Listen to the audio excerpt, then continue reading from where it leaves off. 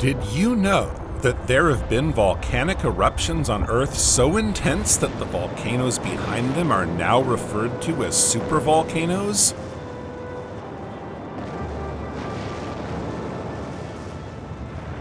For hundreds of millions of years, life on Earth has been punctuated by events as impressive as asteroid collisions and volcanic eruptions.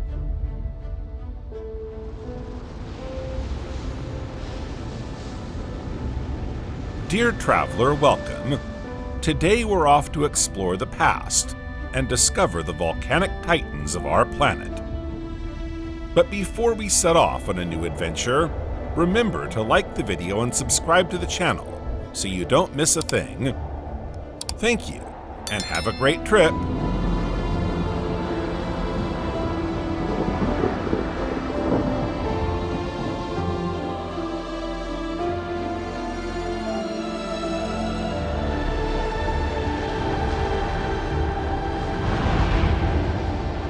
An active volcano releases huge clouds of gas and ash into the atmosphere, pouring out torrents of burning lava.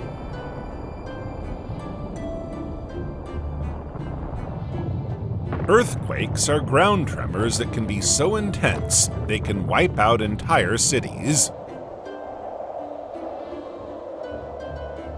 These natural phenomena occur in certain areas of the planet. Although the best-known volcanoes are cone-shaped, any fissure through which lava flows is also a volcano. Some volcanoes are flattened and cover huge areas. Many are found at the bottom of the ocean.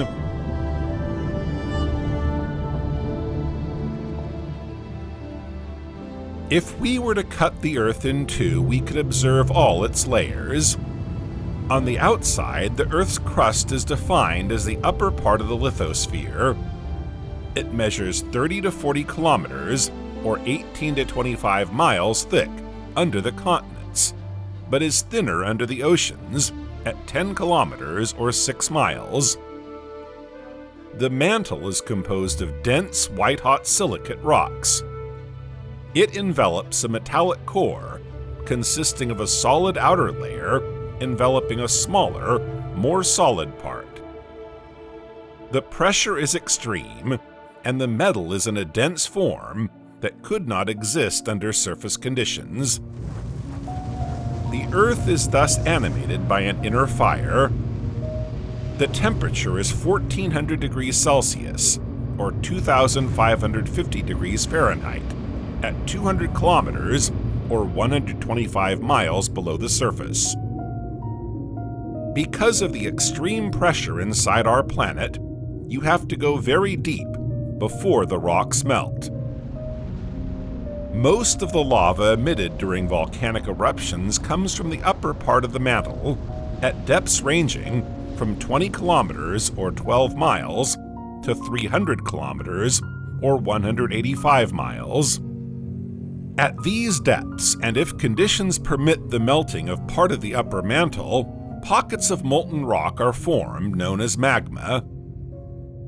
This warmer, lighter magma rises to the surface, also melting the surrounding rocks. If it manages to make its way to the Earth's surface, an eruption occurs.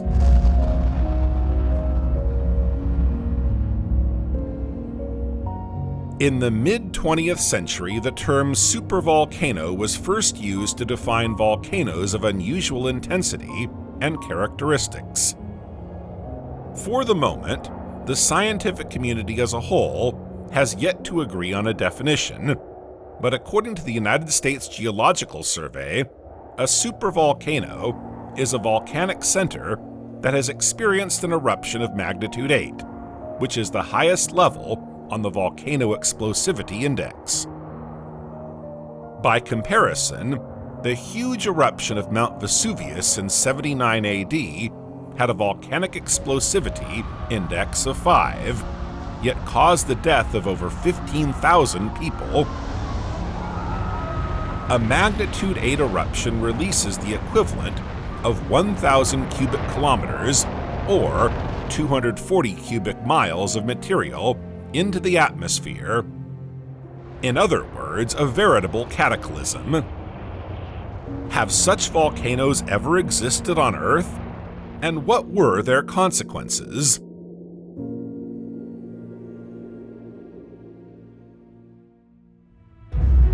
Volcanic eruptions are one of nature's most awe-inspiring outbursts. The names of volcanoes are often associated with destruction, yet they offer a fascinating spectacle and stimulate the collective intellect.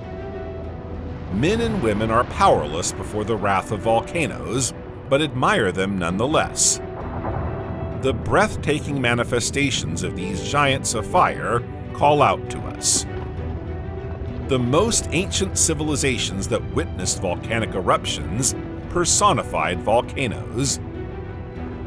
These ancestral beliefs remain to this day, but the desire to understand also drives the human spirit. Nature is one of mankind's main sources of fear. Volcanoes have fueled certain mythologies. The fear they arouse gives rise to demons, dragons, gods, and devils. In South America, in the mines of the Aztecs, Mexico's volcanoes erupted to eliminate invaders who desecrated their temples. The forerunners of volcanology can be traced back to antiquity.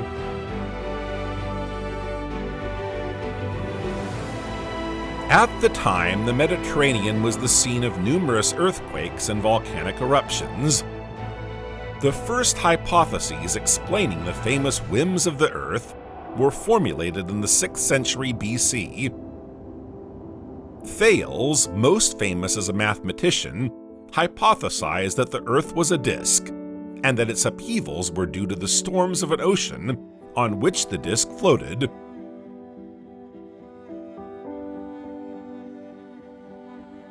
Anaximander, Thales' disciple, relates the existence of a superior force in nature that generates heat and cold. It is the mixture of these two elements that gives rise to the fire of volcanoes. The elements of air and fire would continue to occupy people's minds until the 18th century, as various hypotheses evolved.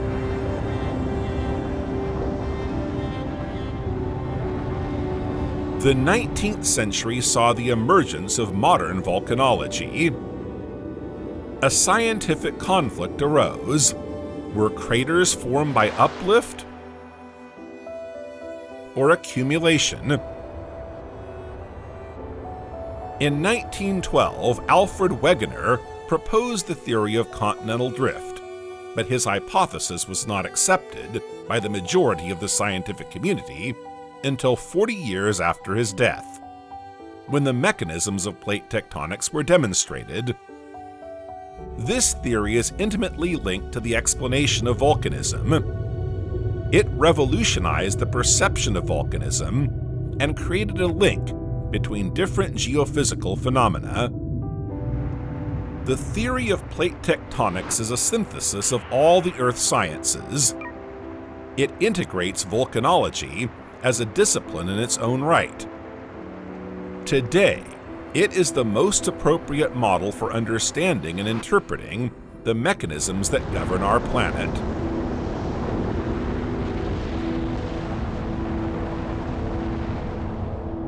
Let's return to Alfred Wegener, a meteorologist and geophysicist.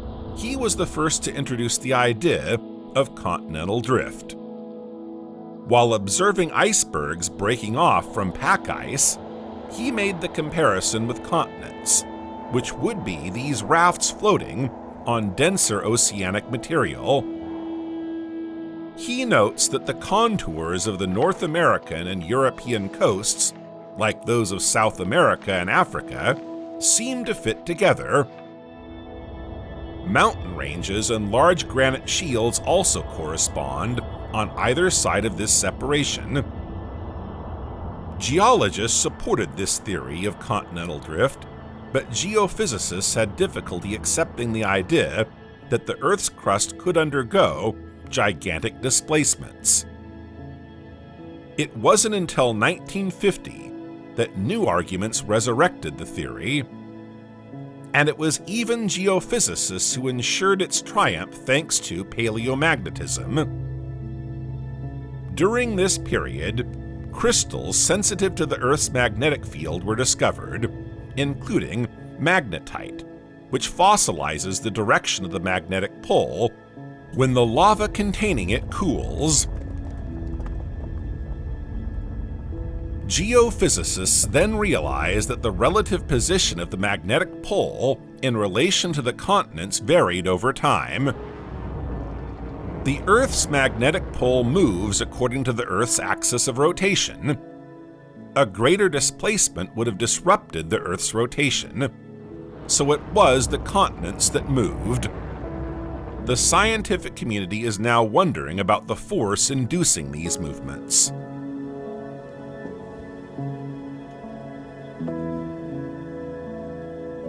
In the 1960s, Harry Hess, an American geologist, proposed an explanation for continental drift. For him, an ascending mantle current provides the new material needed to fill the mid-ocean ridge and increase the surface area of the ocean floor. The mantle pulls the lithosphere, and consequently, the ocean floor and continents to either side. The expansion of the ocean floor leads to an increase in the surface area of the globe. It is in the trenches of island arcs that it is compensated for. The expansion of the ocean floor is confirmed by international deep drilling programs. The data collected give a precise age and thus an idea of the speed of this expansion. The entire ocean is not expanding at a uniform rate. Some parts are moving faster than others. But whatever the case, scientists have estimated that 2.5 square kilometers, or 1 square mile of new seabed, appears every year worldwide in the form of oceanic crust. A new concept has therefore been added to the theory. Fault lines perpendicular to the wrinkle allow the blocks to move at different speeds. Thus, the Earth's outer solid envelope is made up of different elements. These fit together like pieces of a jigsaw puzzle. The plates are not immobile, they move. Along the mid-ocean ridges, lava continually rises from the Earth's bowels and deposits on the edges of the plates, pushing them apart.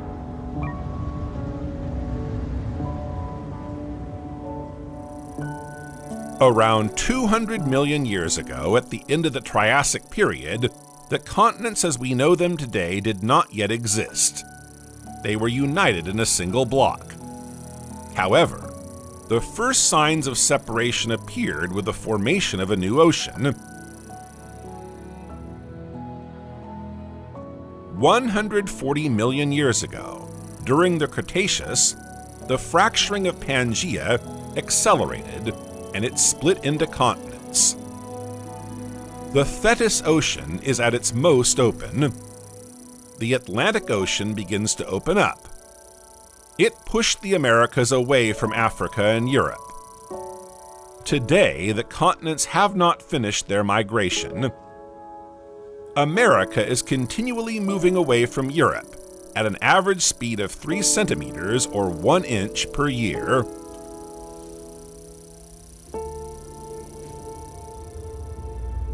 If the Earth increases the surface area of its ocean floor, there are compensation zones in which an equivalent portion of the newly formed lithosphere is absorbed or altered. This is how subduction zones appear, places where the Earth devours itself. One plate plunges beneath another. It melts and is destroyed. There are also boundary zones where 2 plates slide against each other. In these cases, no material is created or destroyed. The biggest difference between plate tectonics and continental drift theory is that the different plates are not limited to the continents.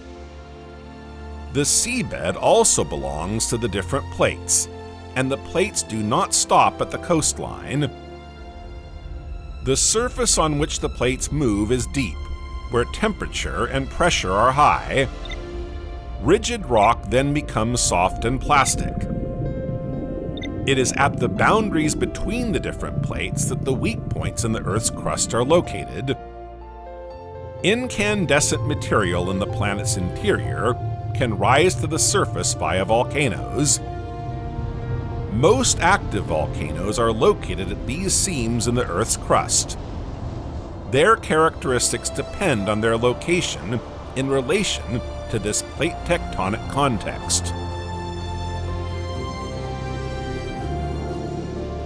Most volcanoes originating in subduction zones are dangerous. Their eruption causes catastrophic events. Lava is expelled very violently, and clouds of ash rise to a height of several kilometers.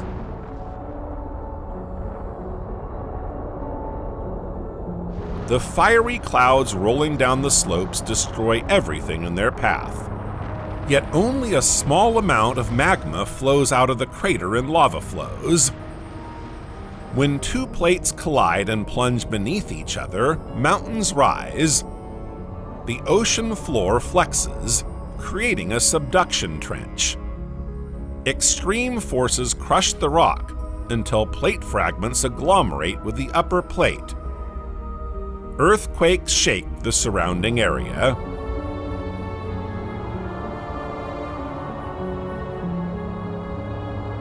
When the plate reaches a depth of 100 kilometers or 60 miles, the temperature is so high that it begins to partially melt. The newly formed magma reacts with the molten material. The mixture is explosive. The magma is rich in silica and therefore viscous. It rises to the surface and erupts along the subduction zone, building volcanic cones. The magma rises up the volcano's chimneys and gushes out like a champagne cork. The result is an explosion of unprecedented violence.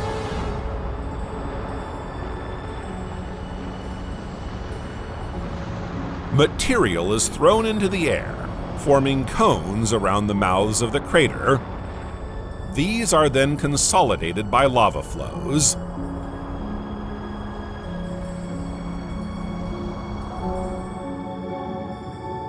Eruptions on mid-ocean ridges where plates are renewed are much more modest.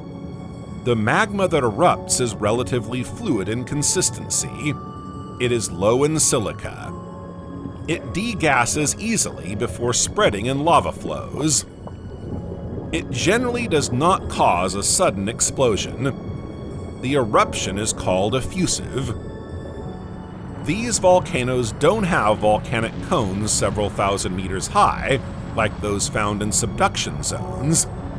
Instead, they take the form of immense mountain ranges with gentle slopes. Eruptions take place relatively calmly. Lava and ash clouds erupt early in the eruption. Then the bulk of the magma pours out in lava flows. Another type of volcano exists called intraplate. These intraplate volcanoes are located in the middle of the plates, far from their active edges. The magma in these volcanoes is generally of the same type as that at mid-ocean ridges. It is therefore often present beneath rather innocuous volcanoes.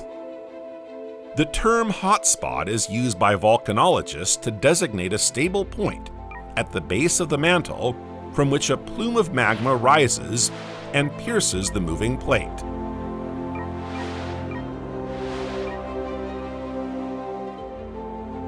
Man has always believed that a fire was burning in the bowels of the earth. The word magma comes from the Greek meaning kneaded dough. Magma has three phases. The first is a liquid phase essentially composed of silicate, followed by a gaseous phase that forms bubbles as it nears the surface, and finally, a solid phase composed of suspended crystals. Over at the surface and degassed, magmas give rise to lavas. The volcanic apparatus visible at the surface is comparable to the tip of an iceberg. Its eruptions are the culmination of a journey lasting thousands or even millions of years.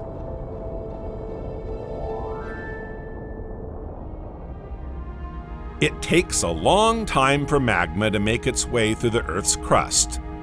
Some never even reach the Earth's surface.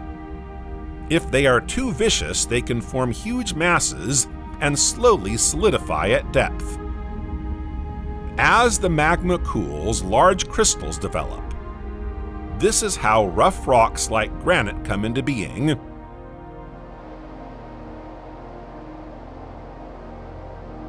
Only volcanic rocks form lavas and end their journey at the surface.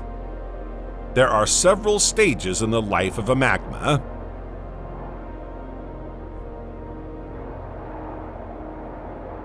Everything comes from a specific tectonic context.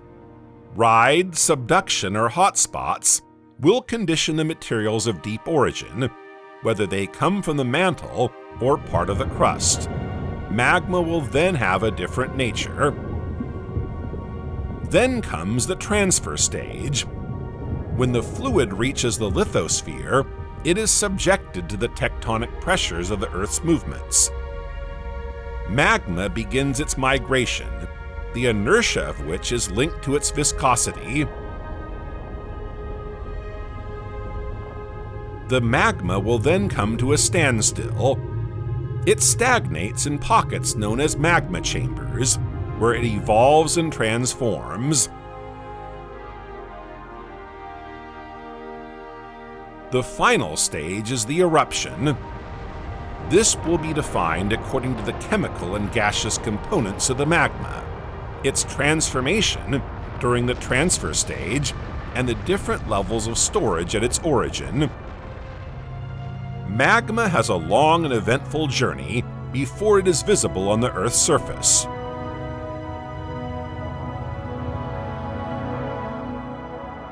Magma is created from a pre-existing solid body, which is transformed into a liquid state through a process of fusion.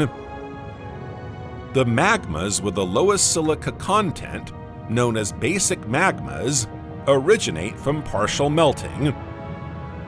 During their transfer, they are transformed into liquids richer in silica. Magma is produced most frequently in oceanic rift zones and subduction zones, where continental plates meet.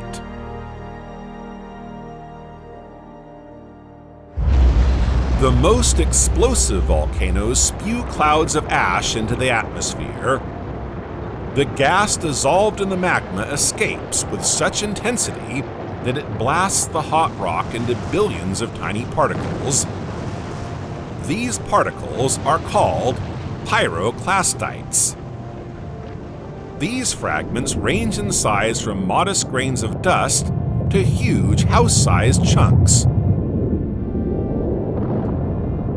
They remain in the upper atmosphere, where even the largest blocks can remain for days or weeks. The 1980 eruption of Mount St. Helens in the United States is a perfect example. Volcanic blocks the size of houses were hurled 15 kilometers or 10 miles into the air. They remain suspended in the atmosphere for several weeks before falling to the ground.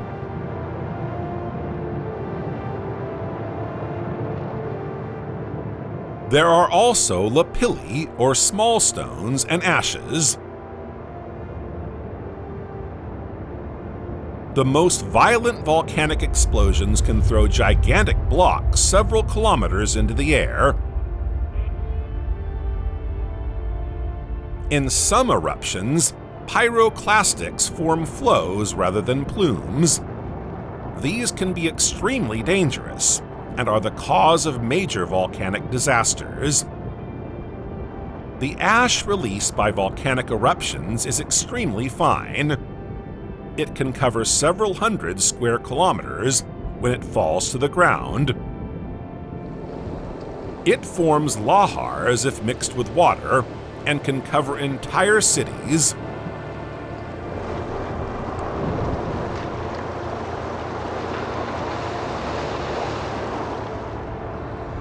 Incandescent lava is produced during a volcanic eruption.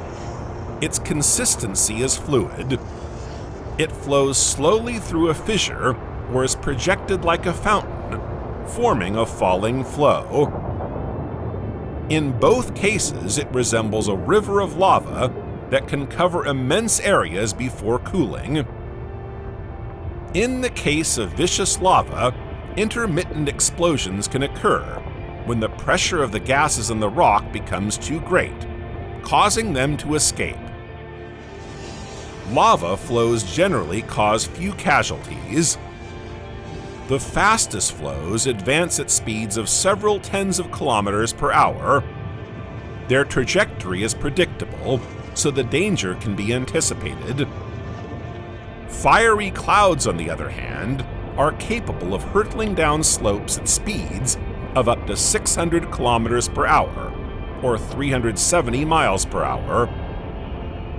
Their temperature can reach 600 degrees Celsius or 1,110 degrees Fahrenheit. Damage is inevitable.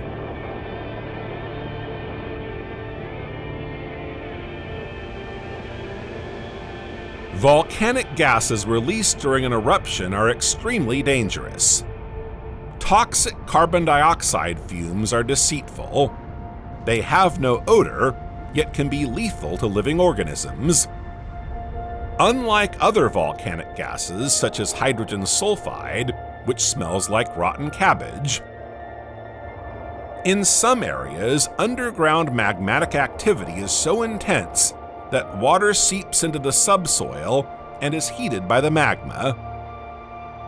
When it emerges, it is consequently very hot. It can take the form of geysers, fumaroles, hot springs, or mud pools. In certain situations, it can become highly acidic, forming particularly dangerous pools or lakes.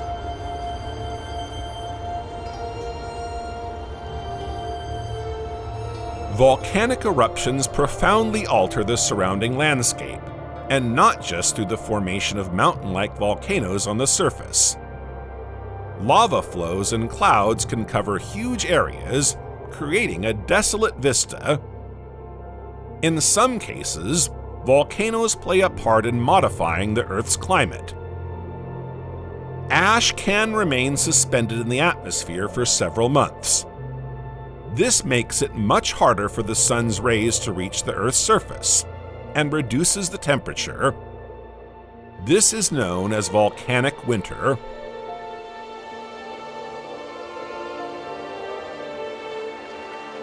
All the rocks at the bottom of the oceans are young. In fact, they are no more than 200 million years old, as a new oceanic plate is continuously being formed by abyssal volcanic eruptions. Through the ocean's winds, a long chain of mountains whose length is estimated at between 60,000 kilometers, or 37,000 miles, and 80,000 kilometers, or 50,000 miles. Volcanoes are constantly erupting. They produce new rocks. Under water pressure, the lava flows slowly, forming rounded shapes known as pillow lavas. This rock fills the gap that opens up as the plates move apart.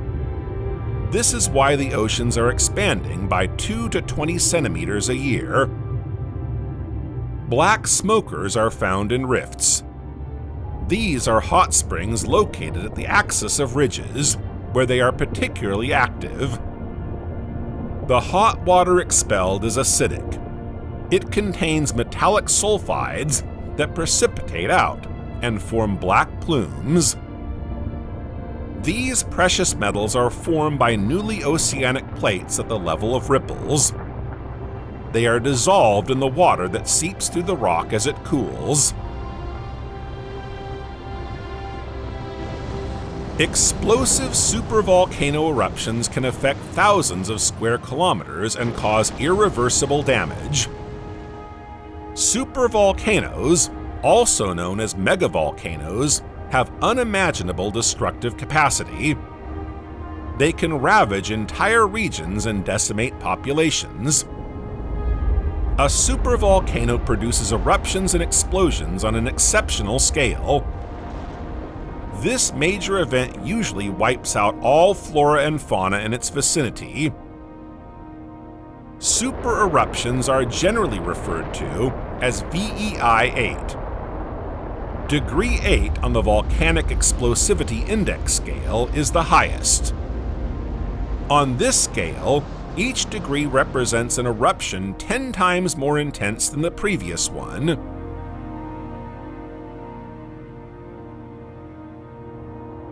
The Santorini explosion has been rated VEI 6, and it's already colossal.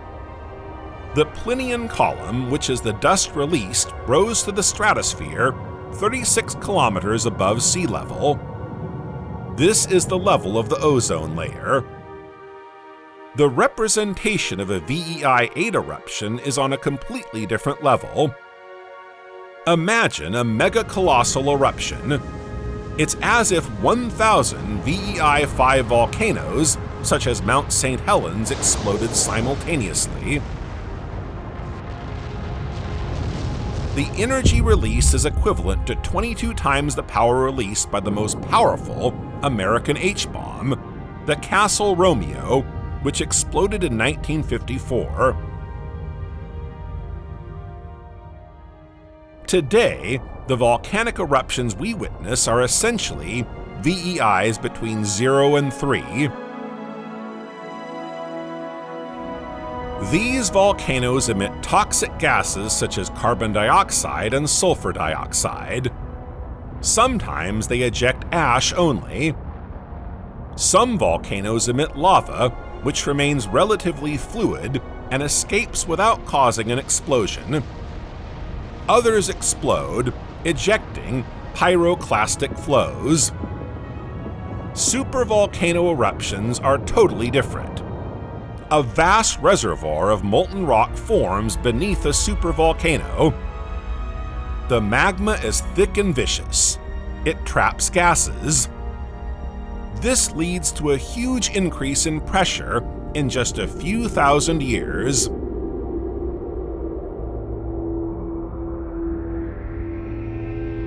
After a while, the magma chamber is no longer able to contain this pressure. This is when an explosive eruption occurs, with the flow through the cracks in the rock hundreds of times more powerful than normal.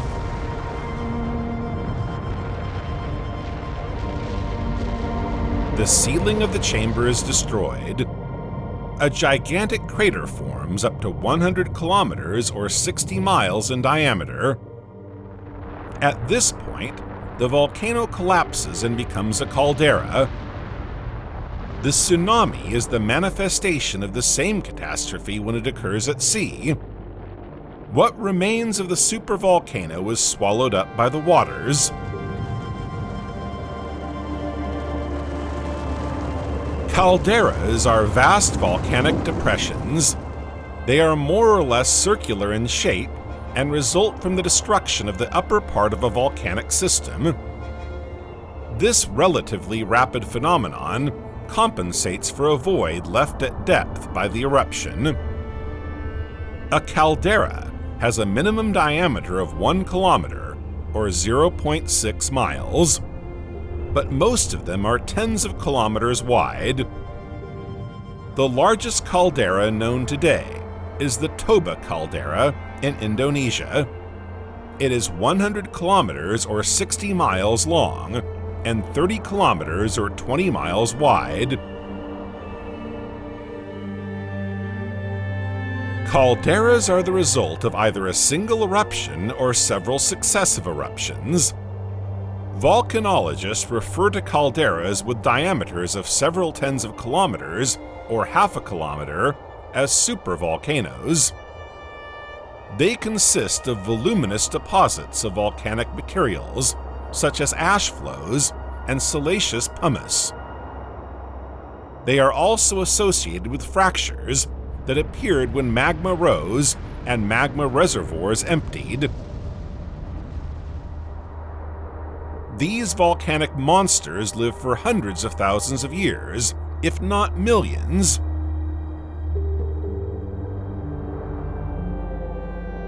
Even after the caldera has collapsed, activity continues. This period is known as post-caldera volcanism. The activity is less intense and takes place on the floor or lips of the caldera.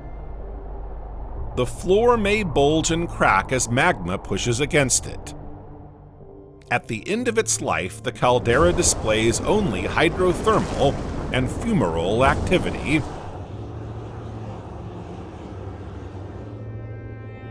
These supervolcanoes contain significant geothermal deposits. Enormous quantities of rainwater and stocks of heat have accumulated here. They can be harnessed to transform steam into electricity. Geologists have long regarded volcanism as a negligible phenomenon, a kind of disease of the planet. The theory of plate tectonics has radically changed this view. Volcanism is now part of a global model. Mountain ranges and volcanic alignments can now be explained. Plates and plate boundaries determine the location of volcanoes. The study of these phenomena has made it possible to understand the involvement of megavolcanoes in some of the great mass extinctions.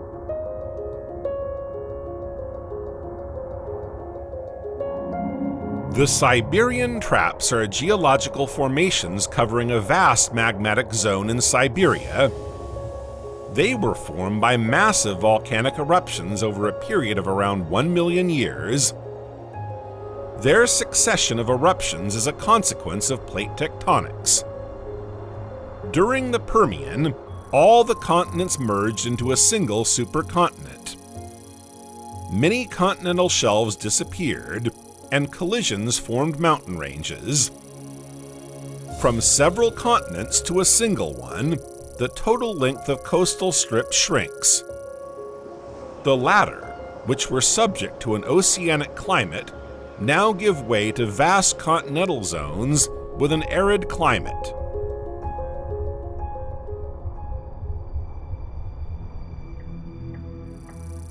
Around 250 million years ago, the Permian-Triassic extinction occurred.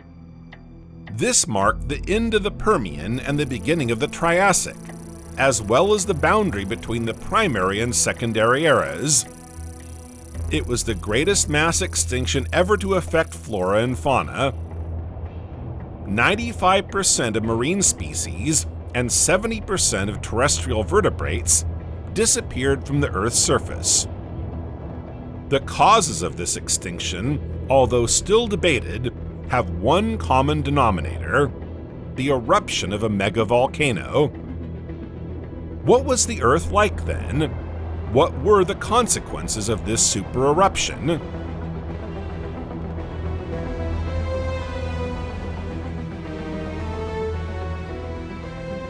Welcome to the Permian. During the Permian, sea levels were quite low. Gondwana and Laurasia collided.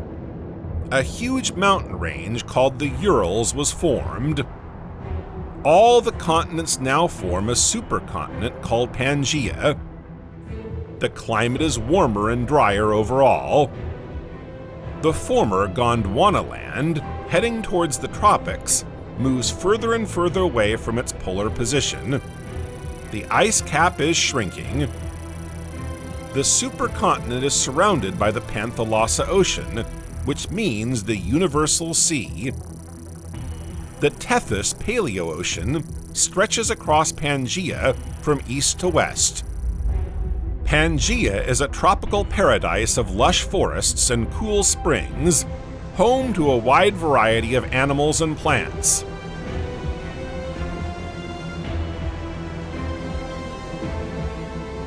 The dominant biosphere is highly diverse. These include plants, large amphibians, and reptiles, including the ancestors of the dinosaurs. In the oceans, life is equally rich. We find mollusks, echinoderms, and brachiopods. The dry, warm climate favors the development of new plants whose seeds are encapsulated in a protective covering. These are known as gymnosperms. The first modern trees, such as conifers, appear and diversify.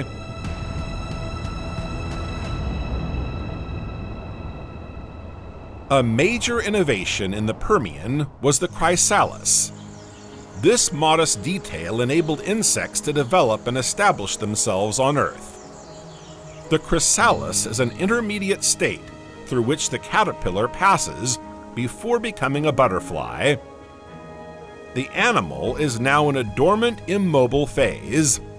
It wraps itself in a cocoon of silk or natural debris and protects itself by hiding in the hollows of trees.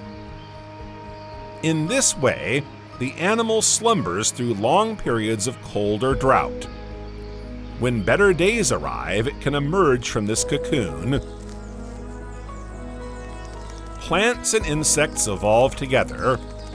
This is a constant throughout the history of insects.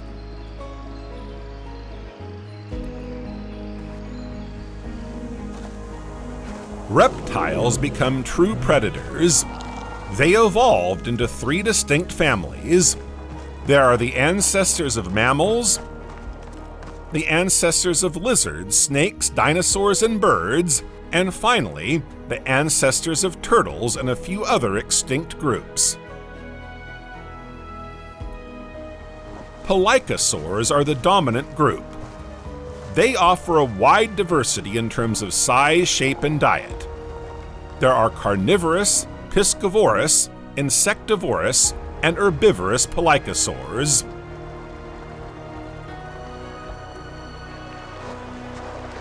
The Dimetrodon is one of the most famous of these. It's easy to spot thanks to one of its most distinctive features. It has a large sail on its back, made up of elongated spines starting from the vertebrae. This probably serves to regulate its temperature by orienting the sail in relation to the sun and wind. It also helps to stabilize the spine, to threaten potential predators, and to parry during the breeding season.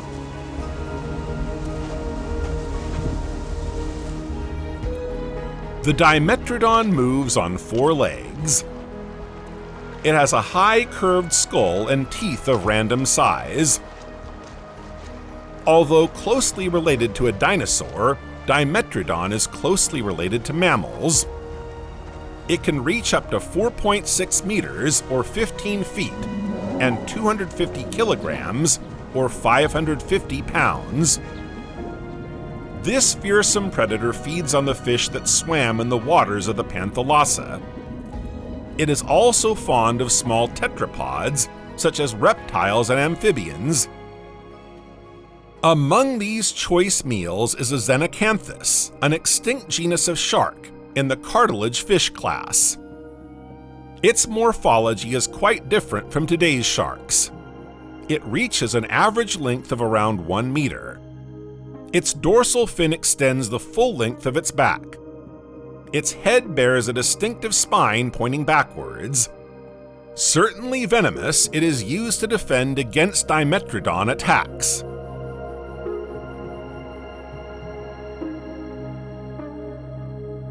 Dimetrodon also attacks another paleosaur, Edaphosaurus, a mammalian herbivore. This large synapsid measures up to 3 meters or 10 feet long and weighs up to 300 kilograms or 660 pounds. Its teeth seem to be adapted to plants, as well as to crushing shells. Like Dimetrodon, it has a vascularized dorsal sail to regulate its temperature by absorbing or evacuating heat. This veil differs slightly in that it has bony outgrowths that are shorter than Dimetrodon's, but heavier. This herbivore is ideal prey for its cousin Dimetrodon.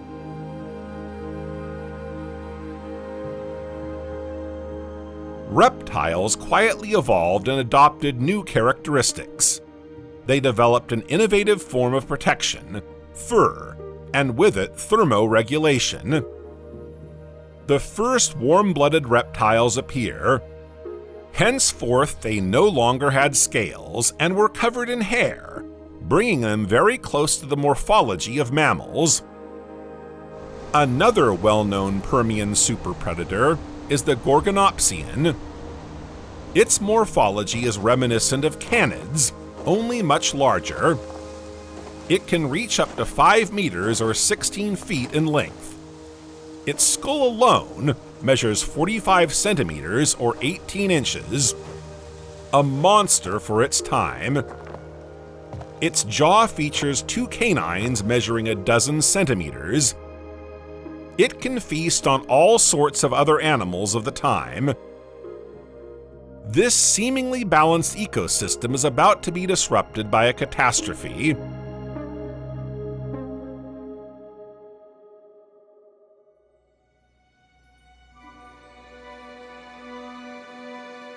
Beneath their feet, several kilometers away, an attack is brewing, something this ecosystem has no idea about.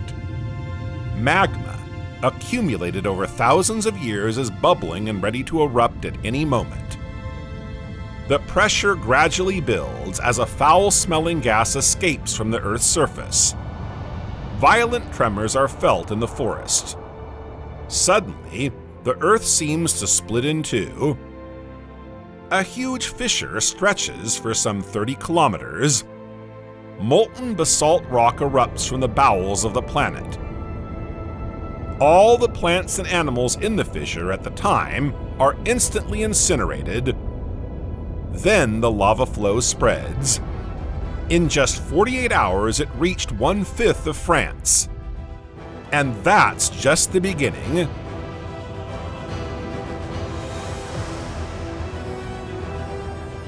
Like a torrent of fire, the magma continues to pour forth. While most volcanic eruptions stop and return to long periods of inactivity, Siberian eruptions endure. 100 years, 1,000 years, 10,000 years go by, and the Earth continues to spit out its wrath. The Siberian traps are an exceptional basaltic effusion. The fact that the Earth at the time consisted of a single continent set off an uncontrollable chain reaction. The magma pocket in the traps is constantly fed by an ocean of liquid rock. The magma affected the flora and fauna around present-day Siberia,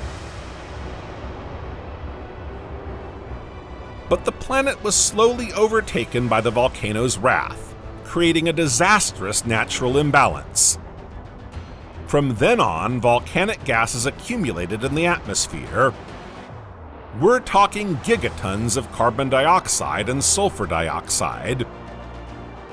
These super eruptions correspond to a lava outpouring reaching surfaces of 2 million square kilometers, or 770,000 miles over a total thickness of around 3.5 kilometers or 2 miles.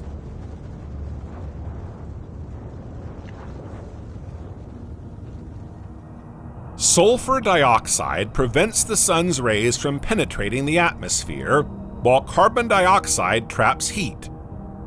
The consequences are monumental. For decades, the Earth's climate undergoes violent variations. Volcanic ash makes photosynthesis difficult for plants. Oxygen depletion occurred, making breathing difficult for certain classes of animal. This favors species with air sacs, such as the ancestors of the dinosaurs. Some animals have a primitive respiratory system that is not adapted to the lack of oxygen. The Gorgonopsian, for example, has difficulty breathing. The megapredator weakens and does not survive this event.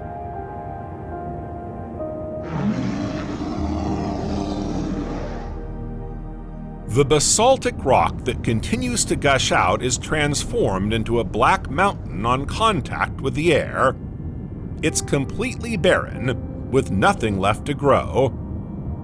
Immense deserts form, plunging animals into famine. And yet, they're not out of the woods yet. Volcanic sulfur dioxide mixes with water vapor to form sulfuric acid. Torrents of acid rain are now pouring down on the planet. The acidity of this rain would correspond to a pH between 2 and 3. For around 1 million years, this phenomenon of highly acid rain occurred at regular intervals. Vegetation was ravaged. Animals have less and less shelter to hide and protect themselves. The smallest species have the best chance of finding safety. Ash now darkens the sky. The sun is obscured, and temperatures drop drastically. A volcanic winter sets in, lasting for decades and killing thousands of plant and animal species.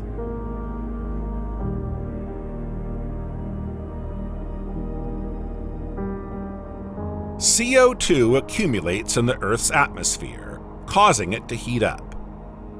Over a period of around 10,000 years, the average temperature at the Earth's surface rises by several degrees, up to an additional 15 degrees Celsius or 27 degrees Fahrenheit in some areas.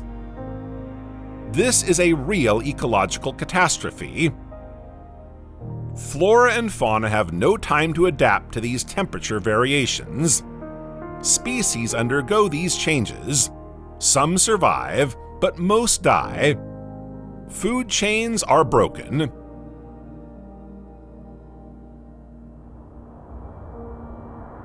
A few tens of thousands of years later, as the planet as a whole warmed up, so did the waters of the oceans. Methane hydrates are held in a solid state by the pressure and low temperatures on the ocean floor. With global warming, they return to their gaseous state and methane is released. Methane is a powerful greenhouse gas, 10 times stronger than carbon dioxide. The rise in temperatures at the Earth's surface is amplified. The effect on surviving flora and fauna is terrible. On the seabed, the consequences are the same. Marine flora and fauna are gradually disappearing. In all, 70 to 90% of terrestrial species have disappeared. This is the most devastating mass extinction in Earth's history.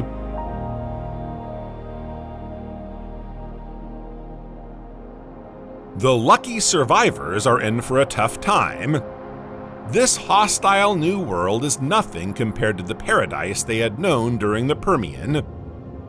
And yet, they knew how to evolve and adapt. It would take some 80,000 years before life would take over again. And even if the planet seems to have been reduced to nothing, everything must be rebuilt. The survivors of this great extinction now have free reign. A new era begins, marked by the emergence of a new family who will impose their reign on the planet: the dinosaurs.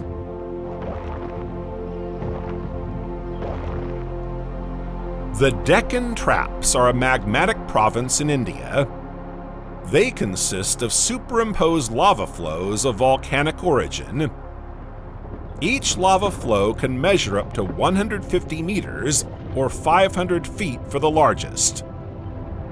In total, The traps are up to 2,400 meters or 8,000 feet thick in the western part.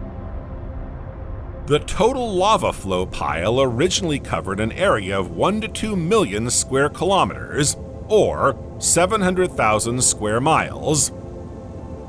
Due to plate tectonics and erosion, this area has now been reduced to 500,000 square kilometers, or 200,000 square miles.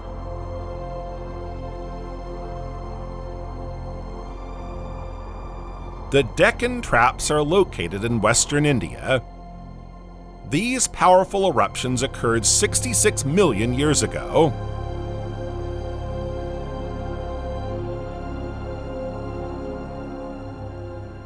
At that time, India was an isolated continent, not attached to Eurasia. These mega eruptions were so intense that they had far-reaching consequences. In particular, they are linked to the famous mass extinction at the end of the Cretaceous period, which caused the disappearance of the dinosaurs. Lava flows are gigantic and last for hundreds of thousands of years. Some take place beneath the oceans. However, megavolcanoes are not the only cause. The Deccan Traps are associated with a hotspot in the Earth's mantle, known as the Reunion Hotspot. An impact crater has been discovered off the southwest coast of India. Named Shiva and dated to 65 million years ago, it suggests that a violent event could have triggered the opening of the Deccan Traps. This would have accelerated the movement of the tectonic plate. But this theory is still debated.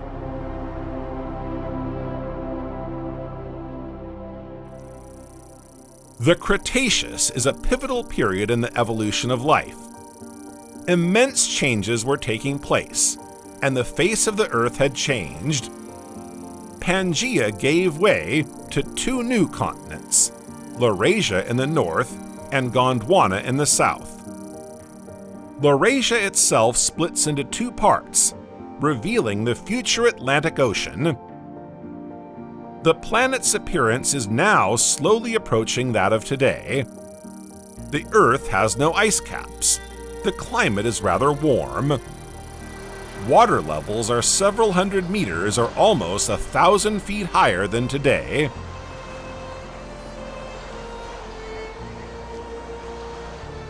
The planet is a paradise for both flora and fauna.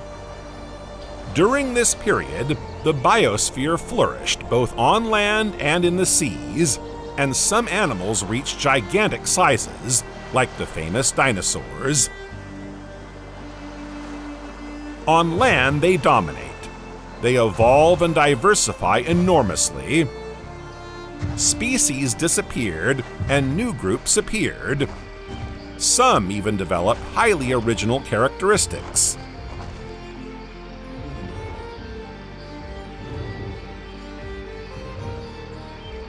Shield-bearing species, for example. Such is the case of the ankylosaur. The latter is a veritable battle tank on legs. It has bony plates embedded in thick leather, horny and with bony knobs. It evolves near rivers and swamps. It's a peaceful herbivore that thrives in this lush tropical climate. As an adult, the ankylosaur grows up to 9 meters or 30 feet long and 2 meters or 7 feet high. Its defensive armor is one of the most effective defense systems known among dinosaurs. Its skull is adorned with 4 large pyramidal horns and thick scales. Even its eyelids have small protective bony plates. Its tail, which ends in a club, is also made of bony plates. Ultra heavy, it can be used as a highly effective defensive weapon, shattering the bones or skull of a predator. You'd think it was invincible. However, the ankylosaur has a weak point. Its legs and belly are not protected by its armor. He must therefore be extremely careful not to end up on his back, exposing parts of his feverish body. What's more, he's unable to stand up on his own.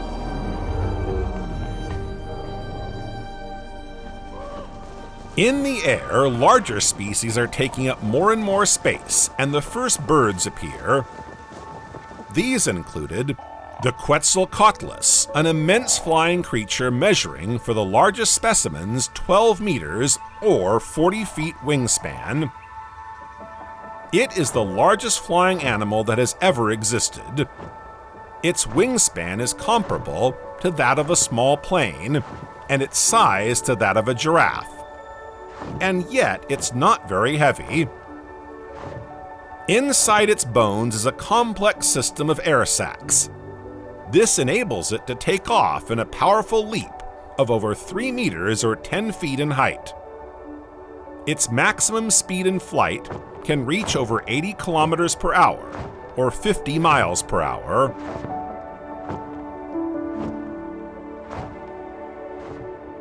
The Cretaceous period is a calm one. This favorable climate encouraged species to evolve in inventive ways while benefiting from natural selection. In terms of plants, the novelty was the appearance of flowering plants. From now on, terrestrial ecosystems will never be the same. At the same time, insects, which were already highly diversified in the Jurassic period, begin to specialize. Flowering plants exploited the services of pollen-loving insects. Their colorful petals and subtle or intoxicating fragrances are signals to insects. The insects generously provide them with pollen and nectar. A long and rich collaboration is born. The dual success of flowering plants and insect pollinators also has an impact on other land animals. Granivorous, frugivorous, and insectivorous animals multiplied. Cretaceous birds took full advantage of the double explosion of flowering plants and insects. In the midst of this balance that nature seems to have found, megavolcanoes are about to make themselves heard, and this will not be without consequences.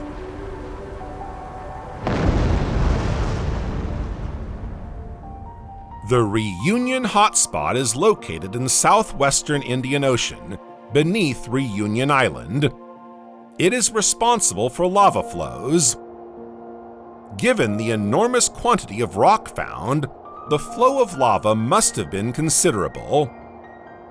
The Indian subcontinent was affected by the northward movement of the Indian Plate. The formation of Deccan traps ceased as soon as they were no longer located vertically above the hotspot. Shiva, the impact crater discovered off the coast of the Arabian Sea, also suggests that a meteorite may have amplified the damage caused by the volcano. In fact, the impact of this object from space could have weakened the lithosphere and favored lava outpourings.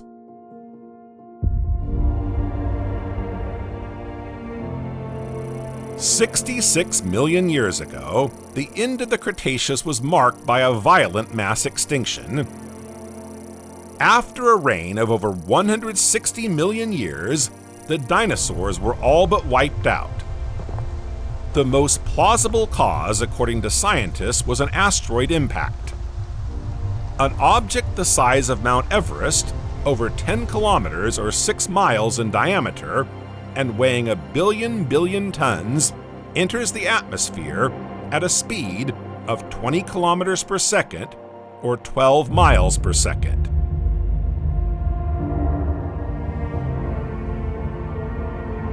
It crashes into the province of the St. Lawrence.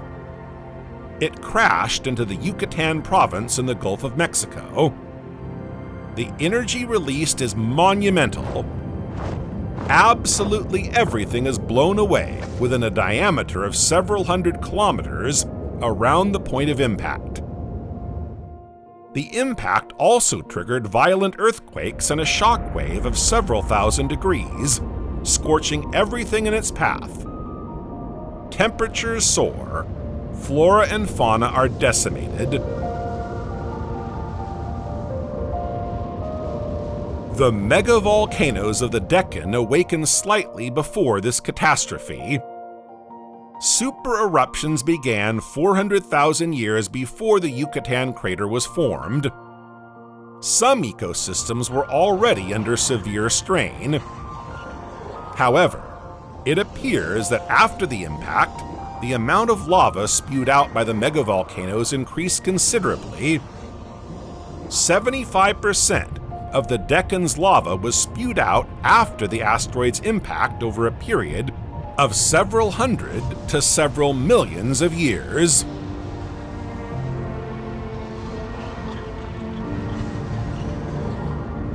As soon as the magma chamber begins to fill up, seismic activity kicks in. Eruptions take the form of flows, sometimes accompanied by lava lakes. Huge plumes of smoke are emitted. Eruptions release huge quantities of greenhouse gases and particles into the atmosphere. During the late Cretaceous, the consequences impacted the climate and put pressure on life. Combined with the effect of the asteroid impact, a new winter of ice set in. Gases, mainly carbon dioxide, and ash released by the asteroid amplify climate change on a global scale. In addition, the heat of the Yucatan impact generates sulfur dioxide. This allows light to pass through, but absorbs heat. The greenhouse effect is reversed and global temperatures drop considerably. Food chains are broken. From plankton to the largest dinosaur, all are affected by famine and suffer from the cold. 70% of species disappeared from the Earth's surface.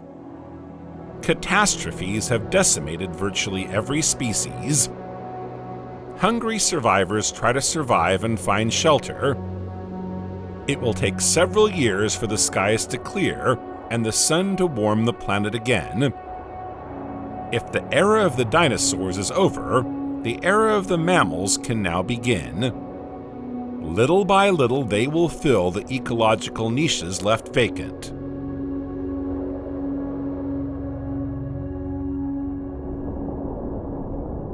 In addition to the catastrophes that have caused mass extinctions, other megavolcanoes have vented their wrath on the Earth.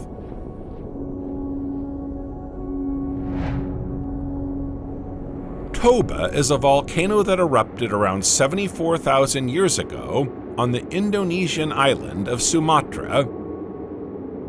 With an estimated explosivity index of 8, Toba can be described as a supervolcano. It is believed to be the largest volcanic eruption to have occurred on our planet during the Quaternary period.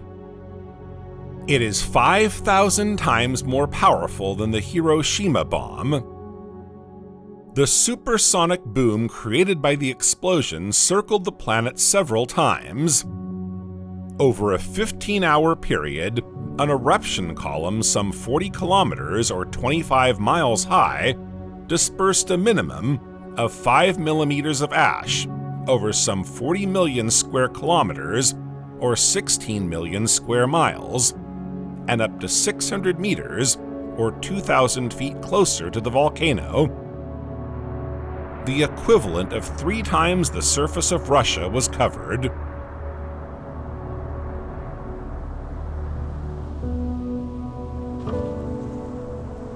At that time, several species of the Homo genus coexisted on Earth. Homo sapiens was found in Africa, Homo neanderthalensis in Eurasia, Homo floresiensis in Australia, and Homo denisovensis in Siberia. Modern man began to migrate out of Africa. Some paleontologists suggest that the Toba volcano disaster triggered a population decline. In fact, Genetic diversity declined at this time. Clouds of ash spewed into the stratosphere plunged the planet into a volcanic winter, lasting 10 years. The atmosphere darkens, preventing the sun's rays from reaching the Earth's surface. Plant photosynthesis diminished, as did global temperatures. It's a veritable ecological catastrophe affecting flora and fauna, including hominids. Fragments of volcanic rock from the Toba volcano have been found on the southern coast of South Africa, at 2 sites occupied by Homo sapiens. The debris would have traveled some 9,000 kilometers or 6,000 miles. It is very rare to find residues so far from the original volcano. Traces of human activity were nevertheless found during the volcanic winter. Homo sapiens emerged unscathed from this catastrophe and managed to survive.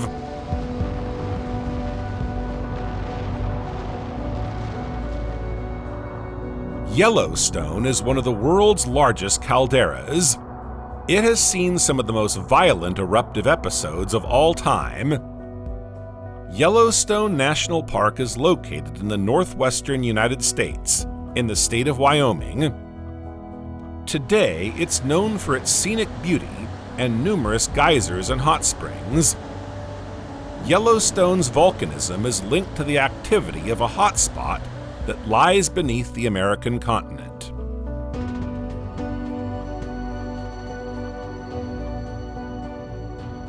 For around 50 million years, this hotspot has been the source of active volcanism. It is the result of a southwesterly movement of the North American plate at an average speed of around 26 millimeters per year.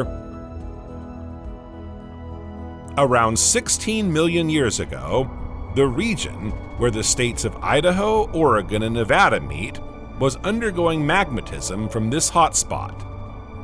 Today, the Yellowstone Park area lies above it. It is therefore volcanically active. It is expected to migrate gradually to the northeast of Yellowstone. The Yellowstone Volcanic Plateau extends over thousands of hectares, and its highest point is 2,805 meters, or 9,200 feet above sea level. It is the result of 3 colossal eruptions that affected the region.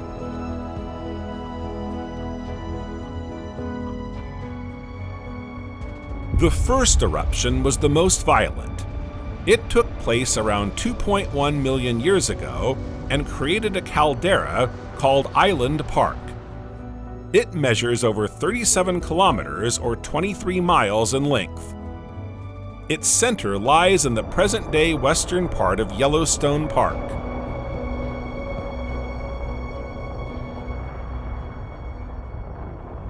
A second eruption took place 1.3 million years ago. It formed the Henry's Fork caldera, 16 kilometers or 10 miles in diameter. It is the smallest of the 3. It lies to the west of Yellowstone.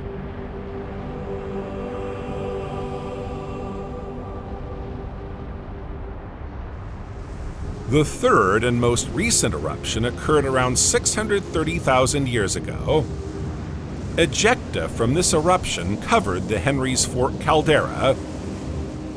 Being the most recent of the 3 explosions, the lavas associated with this eruption are now well exposed and recognized. The last eruption formed the present-day Yellowstone caldera. It measures around 85 kilometers or 50 miles by 45 kilometers or 28 miles wide. It lies in the central and southern parts of the national park. During this third supereruption, more than 1,000 cubic kilometers, or 240 cubic miles of material was released, which is now found in the lava creek tuffs. After each of the 3 explosions, and over thousands of years, less powerful eruptions took place, This is known as the post-caldera phase of volcanism. This phase is characterized by rhyolitic flows. Occasionally, the caldera floor rises under the thrust of the magma, forming a dome. The last post-caldera eruptions took place 70,000 years ago, forming the Pitchstone Plateau. This was the last time magma was emitted, but since then, Yellowstone Park has seen intense hydrothermal activity. Some 300 geysers and several thousand hot springs and fumaroles occupy the caldera floor. These phenomena are explained by the infiltration of rainwater at depth, which heats up when it comes into contact with hot rocks.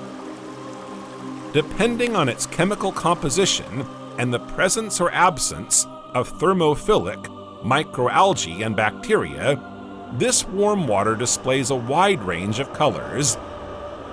It can be orange-yellow, dark red, blue, or even lagoon green. Each color indicates a certain temperature.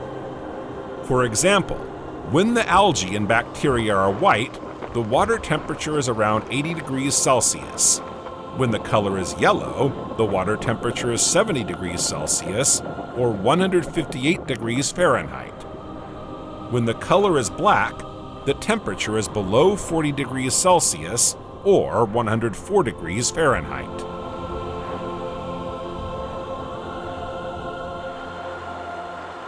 Among the 300 geysers in the area, Old Faithful expels water up to 50 meters or 165 feet high every 90 minutes.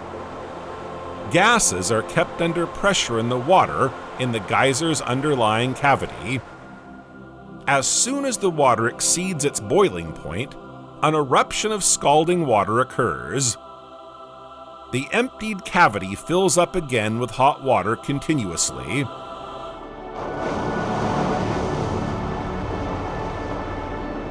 These three major eruptions at Yellowstone are about 650,000 years apart. The last one was 630,000 years ago.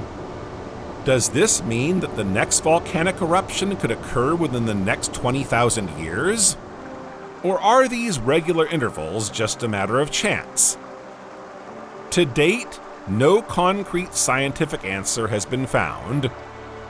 The intervals between two volcanic eruptions can also be totally irregular.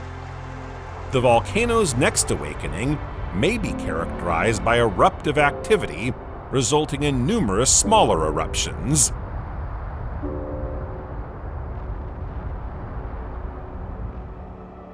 Since man first appeared on Earth, volcanoes have shown their wrath almost every day. Although these eruptions are mostly minor, they can sometimes take on a much more violent and devastating character. In 1815, modern man was confronted with one of the biggest volcanic tantrums to date. It was the eruption of Tambora in Indonesia. The Tambora volcano is located in the Sunda archipelago in eastern Indonesia on the island of Sumbawa.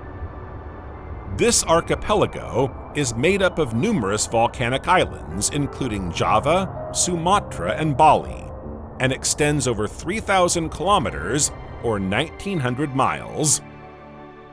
Its volcanism is explained by the plunge of the Indo-Australian plate under the Eurasian plate at the Java Trough.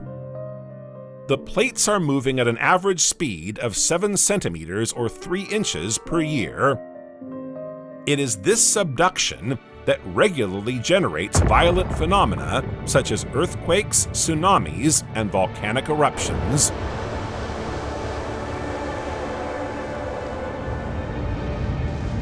Located 340 kilometers or 210 miles north of the Java Trough, Tambora Volcano is one of Indonesia's 149 active volcanoes. Although not classified as a megavolcano, Tambora is an enormous stratovolcano with numerous satellite cones and abundant lava flows. It is rated VEI 7. It covers an area of 1,400 square kilometers, or 540 square miles, and forms the Sangar Peninsula. The diameter of this great cone is 60 kilometers, or 38 miles at its base. At its summit, the caldera measures 6 kilometers, or 4 miles in diameter, and is around 1,250 meters, or 4,100 feet deep. What were the signs of the awakening of such a monster? In 1812, before the big eruption, some warning signs appeared. The volcano emitted its first rumblings and a cloud rose from its crater. In April 1815, the volcano erupted for the first time, but only slightly, accompanied by a few detonations. The very next day, ash fell on eastern Java. Over the following week, the sound of explosions could be heard as far away as 2,400 kilometers, or 1,500 miles. Then the eruption intensified. High eruptive columns rise above the volcano's summit. Pumice stones over 8 centimeters or 3 inches in diameter rain down on the island, followed by a shower of ash. Pyroclastic flows tumble down the volcano on all sides towards the sea. The village of Tambora, at the foot of the volcano, was completely engulfed. A moderate tsunami hits the coasts of several Indonesian islands, with waves of up to 4 meters, or 13 feet in height. Explosive activity lasts 3 months, but low-level emissions continue for another month.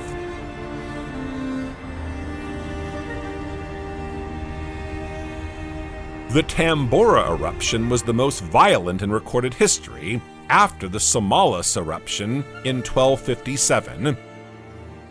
Scientists have estimated that over 1,500 cubic kilometers, or 360 cubic miles of volcanic material, was ejected in a single day. The eruptive plume reached a height of around 40 kilometers, or 25 feet. Pyroclastic flows spread up to 20 kilometers, or 12 feet from the volcano's summit. Ash fell as far as 1,300 kilometers, or 800 miles from the volcano. Up to 600 kilometers, or 370 miles away from Tambora, the region was darkened by the eruptive cloud. The islands of Sumbawa and Lombok saw their vegetation wiped out by the ash fallout. While the larger gas particles fell rapidly after the eruption, the finer particles and gases remained in suspension for several months to several years at altitudes of up to 30 kilometers. Atmospheric currents carried them all around the planet. Optical phenomena were observed, resulting in colorful sunsets, with the sky turning orange, red, purple, or pink. The biggest consequence was the impact of the large quantity of sulfur released into the stratosphere. A permanent fog set in the following year, 1816. This absorbed the sun's rays. As a result, in the summer of 1816, several countries in the northern hemisphere had a year without a summer. Rain fell almost continuously from May to October. Average temperatures fell below seasonal norms. Harvests were disastrous, resulting in famine.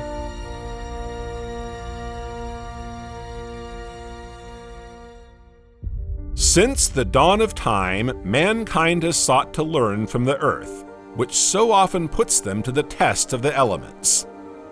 Without supervolcanoes, the planet would not be the one we know today. Millions of years ago, these giant monsters were capable of releasing gigantic quantities of magma, which is now anchored in the Earth's landscape. The imprint of supervolcanoes can be seen not only in topography, but also in the significant evolution of the world's climate. Their explosions have shaped gigantic calderas. These unique landscapes contribute to the diversification of species. Supervolcanoes reveal the exceptional internal dynamics of the Earth. While volcanoes can be the cause of human death in the hydrothermal fluids of black or white smokers, at the very axis of ocean ripples, where the renewal of the ocean floor takes place, bacteria grow and survive at over 200 degrees Celsius or 392 degrees Fahrenheit. Within a radius of a few kilometers or miles around these springs, a whole chain of animals forms, bringing together an oasis of exceptional underwater life. In some cases, the ashes released by explosive volcanoes become natural fertilizers of remarkable quantity. Farmers can harvest up to 3 crops a year. In some of the world's most arid regions, volcanoes provide water and make life possible. Although impressive, volcanoes have had many repercussions in the history of human evolution. Beyond the usual eruptions, which average between 10 and 20 per week on the planet's surface, major crises result in genuine volcanic cataclysms. Supervolcanoes and volcanoes may take life away, but let's not forget that they are also a source of life, a source that very probably enabled life to appear in the first place.